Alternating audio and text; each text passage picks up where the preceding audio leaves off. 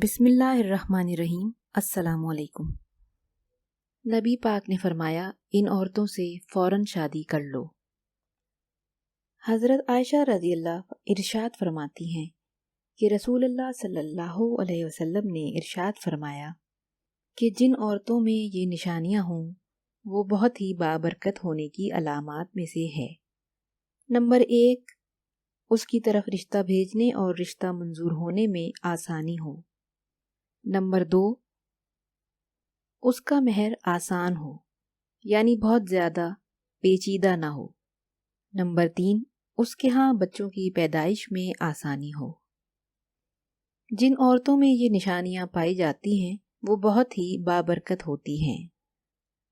حضرت عائشہ نے ایک دن رسول اللہ صلی اللہ علیہ وسلم سے پوچھا، آپ کی زندگی کا مشکل ترین دن کون سا تھا؟ حضور صلی اللہ علیہ وسلم نے فرمایا، والدہ نے 7 دن دودھ پلایا، 8ویں دن دشمن اسلام ابو لہب کی کنیز صوبیہ کو یہ اعزاز حاصل ہوا۔ صوبیہ نے دودھ بھی پلایا اور دیکھ بھال بھی کی۔ یہ چند دن کی دیکھ بھال تھی۔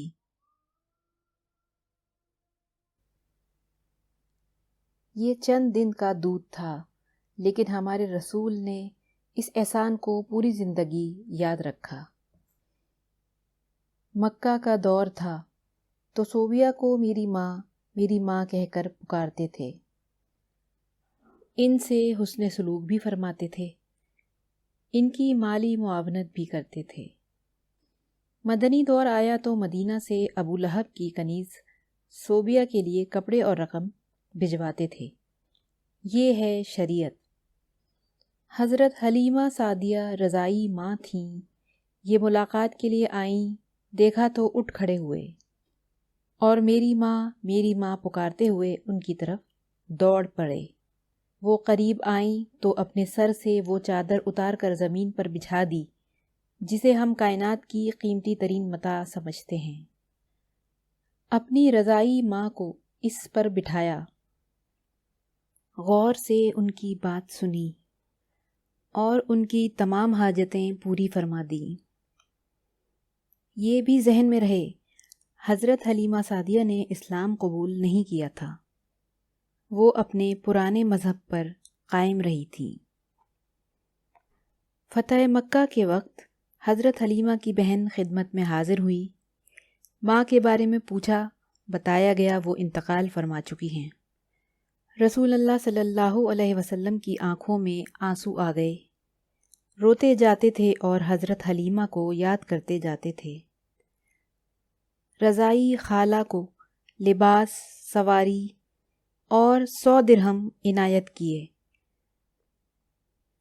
رضائی بہن شیمہ غزوہ حنین کے قیدیوں میں شریک تھی، پتہ چلا تو انہیں بلایا، اپنی چادر بچھا کر بٹھایا، اپنے ہاں قیام کی دعوت دی۔ شیمہ نے اپنے قبیلے میں واپس جانے کی خواہش ظاہر کی۔ رضائی بہن کو غلام، لونڈی اور بکریاں دے کر رخصت کر دیا۔ یہ بعد ازاں اسلام لے آئیں۔ یہ ہے شریعت۔ 13 جنگ بدر کے قیدیوں میں پڑھے لکھے کفار بھی شامل تھے۔ ان کافروں کو مسلمانوں کو پڑھانے، لکھانے اور سکھانے کے عوض رہا کیا گیا۔ حضرت زید بن ثابت کو عبرانی سیکھنے کا حکم دیا۔ آپ صلی اللہ علیہ وسلم نے عبرانی زبان سیکھی اور اس زبان میں یہودیوں سے خط و کتابت کرتے رہے۔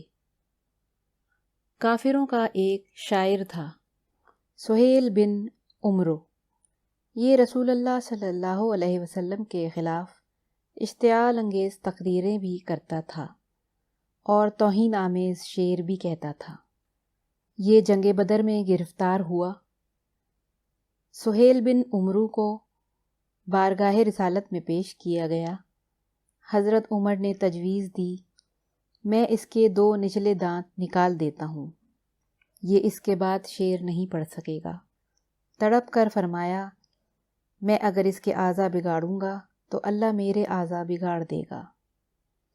سہیل بن عمرو نے نرمی کا دریا بہتے دیکھا تو عرض کیا، مجھے فدیہ کے بغیر رہا کر دیا جائے گا؟ اس سے پوچھا گیا، کیوں؟ سہیل بن عمرو نے جواب دیا، میری 5 بیٹیاں ہیں، میرے علاوہ ان کا کوئی سہارا نہیں۔ رسول اللہ صلی اللہ علیہ وسلم نے سہیل بن عمرو کو اسی وقت رہا کر دیا۔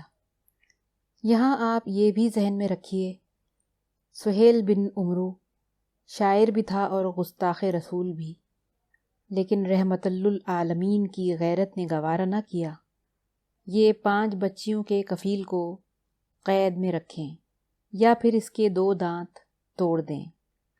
یہ ہے شریعت۔ غزوہ خندق کا واقعہ ملاحظہ کیجیے۔ عمرو بن عبدود مشرک بھی تھا، ظالم بھی، اور کفار کی طرف سے مدینے پر حملہ آور بھی۔ جنگ کے دوران عمرو بن عبدود مارا گیا، اس کی لاش تڑپ کر خندق میں گر گئی۔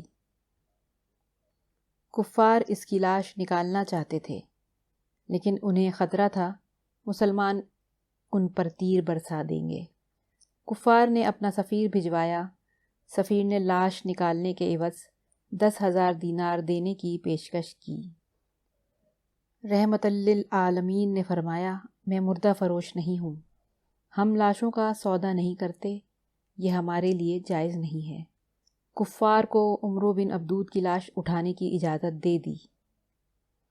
خیبر کا قلعہ فتح ہوا تو یہودیوں کی عبادت گاہوں میں تورات کے نسخے پڑے تھے۔ تورات کے سارے نسخے اکٹھے کروائے اور نہایت ادب کے ساتھ یہ نسخے یہودیوں کو پہنچا دیے، اور خیبر سے واپسی پر فجر کی نماز کے لیے جگانے کی ذمہ داری حضرت بلال کو سونپی گئی۔ حضرت بلال رحمۃ اللہ علیہ کی آنکھ لگ گئی۔ سورج نکل آیا تو قافلے کی آنکھ کھلی۔ رسول اللہ صلی اللہ علیہ وسلم نے حضرت بلال سے فرمایا، بلال آپ نے یہ کیا کیا؟ حضرت بلال نے عرض کیا، یا رسول اللہ صلی اللہ علیہ وسلم، جس ذات نے آپ کو سلایا اس نے مجھے بھی سلا دیا۔ تبسم فرمایا اور حکم دیا، تم اذان دو۔ اذان دی گئی، آپ صلی اللہ علیہ وسلم نے نماز ادا کروائی اور پھر فرمایا، تم جب نماز بھول جاؤ تو پھر جس وقت یاد آئے اسی وقت پڑھ لو، یہ ہے شریعت۔ حضرت حذیفہ بن یمان رحمۃ اللہ علیہ سفر کر رہے تھے۔ کفار جنگ بدر کے لیے مکے سے نکلے۔ کفار نے راستے میں حضرت حذیفہ کو گرفتار کر لیا۔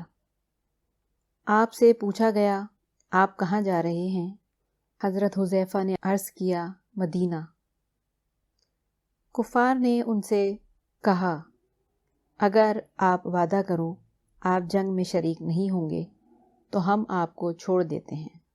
حضرت حذیفہ نے وعدہ کر لیا۔ یہ اس کے بعد سیدھے مسلمانوں کے لشکر میں پہنچ گئے۔ مسلمانوں کو اس وقت مجاہدین کی ضرورت بھی تھی، جانوروں کی بھی اور ہتھیاروں کی بھی۔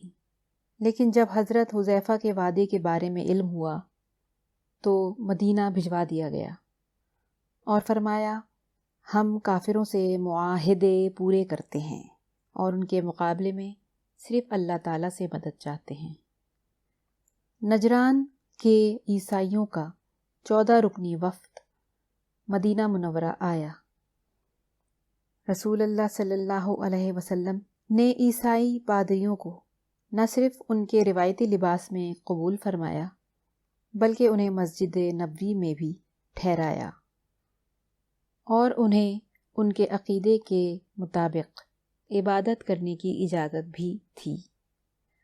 یہ عیسائی وفد جتنے عرصے مدینے میں رہا، یہ مسجد نبوی میں مقیم رہا اور مشرق کی طرف منہ کر کے عبادت کرتا رہا۔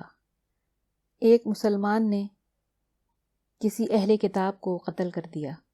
آپ صلی اللہ علیہ وسلم نے مسلمان کے خلاف فیصلہ سنا دیا، مسلمان کے خلاف فیصلہ دیا اور یہ مسلمان قتل کے جرم میں قتل کر دیا گیا۔ حضرت سعد بن عبادہ رحمۃ اللہ نے فتح مکہ کے وقت مدنی ریاست کا جھنڈا اٹھا رکھا تھا۔ یہ مکہ میں داخل ہوتے وقت جذباتی ہو گئے اور انہوں نے حضرت ابو سفیان رحمۃ اللہ علیہ سے فرمایا، آج لڑائی کا دن ہے، آج کفار سے جی بھر کر انتقام لیا جائے گا۔ رحمت للعالمین صلی اللہ علیہ وسلم نے سنا تو ناراض ہو گئے، ان کے ہاتھ سے جھنڈا لیا، ان کے بیٹے قیس کے سپرد کیا اور فرمایا، نہیں، آج لڑائی نہیں، رحمت اور معاف کرنے کا دن ہے۔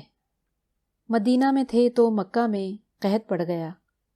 مدینہ سے رقم جمع کی، خوراک اور کپڑے اکٹھے کیے اور یہ سامان مکہ بھجوا دیا، اور ساتھ ہی اپنے اتحادی قبائل کو ہدایت کی، مکہ کے لوگوں پر برا وقت ہے، آپ لوگ ان سے تجارت ختم نہ کریں۔ مدینہ کے یہودی اکثر مسلمانوں سے یہ بحث چھیڑ دیتے تھے، نبی اکرم صلی اللہ علیہ وسلم فضیلت میں بلند ہیں یا حضرت موسیٰ۔ یہ معاملہ جب بھی دربار رسالت میں پیش ہوتا، رسول اللہ صلی اللہ علیہ وسلم مسلمانوں سے فرماتے، آپ لوگ اس بحث سے پرہیز کیا کریں۔ سماسہ بن اسال نے رسول اللہ صلی اللہ علیہ وسلم کو قتل کرنے کا اعلان کر رکھا تھا۔ یہ گرفتار ہو گیا، اسلام قبول کرنے کی دعوت دی، اس نے انکار کر دیا۔ یہ 3 دن قید میں رہا، اسے 3 دن دعوت دی جاتی رہی۔ یہ مذہب بدلنے پر تیار نہ ہوا تو اسے چھوڑ دیا گیا۔ اس نے راستے میں غسل کیا، نیا لباس پہنا اور واپس آیا اور دست مبارک پر بیعت کر لی۔ ابو العاص بن ربیع رحمت للعالمین کے داماد تھے۔ رسول اللہ صلی اللہ علیہ وسلم کی صاحبزادی حضرت زینب ان کے عقد میں تھیں۔ یہ کافر تھے، تجارتی قافلے کے ساتھ شام سے واپس مکہ جا رہے تھے۔ مسلمانوں نے قافلے کا مال چھین لیا تو یہ فرار ہو کر مدینہ آ گئے اور حضرت زینب کے گھر پناہ لے لی۔ صاحبزادی مشورے کے لیے بارگاہ رسالت میں پیش ہوئیں۔ رسول اللہ صلی اللہ علیہ وسلم نے فرمایا، ابو العاص کی رہائش کا اچھا بندوبست کرو، مگر وہ تمہارے قریب نہ آئے، کیونکہ تم اس کے لیے حلال نہیں ہو۔ حضرت زینب رضی اللہ نے عرض کیا، ابو العاص اپنا مال واپس لینے آیا ہے۔ مال چھیننے والوں کو بلایا اور فرمایا گیا، یہ مال غنیمت ہے اور تم اس کے حقدار ہو، لیکن اگر تم مہربانی کر کے ابو العاص کا مال واپس کر دو تو اللہ تعالیٰ تمہیں اجر دے گا۔ صحابہ رضی اللہ نے مال فوراً واپس کر دیا۔ آپ ملاحظہ کیجئے، حضرت زینب قبول اسلام کی وجہ سے مشرک خاوند کے لیے حلال نہیں تھی، لیکن رسول اللہ صلی اللہ علیہ وسلم نے داماد کو صاحبزادی کے گھر سے نہیں نکالا۔ یہ ہے شریعت۔ حضرت عائشہ رضی اللہ نے ایک دن رسول اللہ صلی اللہ علیہ وسلم سے پوچھا، زندگی کا مشکل ترین دن کون سا تھا؟ فرمایا، وہ دن جب میں طائف گیا اور عبد الیالیل نے شہر کے بچے جمع کر کے مجھ پر پتھر برسائے۔ میں اس دن کی سختی نہیں بھول سکتا۔ عبد الیالیل طائف کا سردار تھا، اس نے رسول اللہ صلی اللہ علیہ وسلم پر اتنا ظلم کیا تھا کہ اللہ تعالیٰ کی رحمت بھی جلال میں آ گئی۔ حضرت جبرائیل امین تشریف لائے اور عرض کیا، اگر اجازت دیں تو ہم اس پورے شہر کو 2 پہاڑوں کے درمیان پیس دیں۔ یہ سیرت کا اس نوعیت کا واحد واقعہ تھا کہ جبرائیل امین نے گستاخی رسول پر کسی بستی کو تباہ کرنے کی پیشکش کی ہو، اور عبد الیالیل اس ظلم کی وجہ تھا۔ عبد الیالیل ایک بار طائف کے لوگوں کا وفد لے کر مدینہ منورہ آیا۔ رسول اللہ صلی اللہ علیہ وسلم نے مسجد نبوی میں اس کا خیمہ لگایا، اور عبد الیالیل جتنے دن مدینے میں رہا، رسول اللہ صلی اللہ علیہ وسلم ہر روز نماز عشاء کے بعد اس کے پاس جاتے، اس کا حال احوال پوچھتے، اس کے ساتھ گفتگو کرتے اور اس کی دلجوئی کرتے۔ عبداللہ بن ابی منافق اعظم تھا۔ یہ فوت ہوا تو اس کی تدفین کے لیے اپنا کرتا مبارک بھی دیا، اس کی نماز جنازہ بھی پڑھائی، اور یہ بھی فرمایا میری 70 دعاؤں سے اگر اس کی مغفرت ہو سکتی تو میں 70 مرتبہ سے زیادہ بار اس کے لیے دعا کرتا۔ یہ ہے شریعت۔ مدینہ کی حدود میں آپ کی حیات میں 9 مسجدیں تعمیر ہوئیں۔ آپ صلی اللہ علیہ وسلم نے فرمایا، تم اگر کہیں مسجد دیکھو یا اذان کی آواز سنو تو وہاں کسی شخص کو قتل نہ کرو۔ یہ ہے شریعت۔ ایک صحابی نے عرض کیا، یا رسول اللہ صلی اللہ علیہ وسلم، مجھے کوئی نصیحت فرمائیں۔ جواب دیا، غصہ نہ کرو۔ وہ بار بار پوچھتا رہا، آپ صلی اللہ علیہ وسلم ہر بار جواب دیتے، غصہ نہ کرو۔ یہ ہے شریعت۔ اور اللہ تعالیٰ نے ایک جگہ رسول اللہ صلی اللہ علیہ وسلم کے بارے میں فرمایا، پیغمبر اللہ کی بڑی رحمت ہیں، آپ لوگوں کے لیے بڑے نرم مزاج واقع ہوئے ہیں۔ آپ تند خو اور سنگ دل ہوتے تو یہ سب آپ کے گرد و پیش سے چھٹ جاتے۔ اور یہ ہے شریعت، لیکن ہم لوگ نہ جانے کون سی شریعت تلاش کر رہے ہیں، ہم کس شریعت کا مطالبہ کر رہے ہیں۔